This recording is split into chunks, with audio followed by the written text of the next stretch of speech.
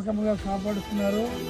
అందరూ విశ్వాసులు ఎలాగైతే నడిపించారు, ఒక మాదిరికరమైన జీవితాన్ని ఆయన జీవించి ఆయన చూపించారు. ఆయన ఏమైతే బోధించారో దానిని ఆయన ఆచరించి చూపించారు. అంతే మాత్రం కాకుండా ఆంధ్రప్రదేశ్ డెమోక్రటిక్ క్రిస్టియన్ కౌన్సిల్ అసోసియేషన్లో ఒక సీనియర్ సలహాదారుగా ఉన్నటువంటి కాలంలో ఆయన నడవగలిగినటువంటి ఆ కాలంలో అందరికన్నా ముందుగా ఆయన నడిచి ఎక్కడైతే మీటింగ్ జరుగుతుందో ఆ మీటింగ్కి ఆయన అందరికన్నా ముందుగా హాజరయ్యేవాడు.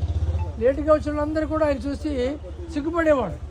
అనగా ఒక టైం పంక్చువాలిటీ అనేది ఆయన జీవితంలో అలవడింది.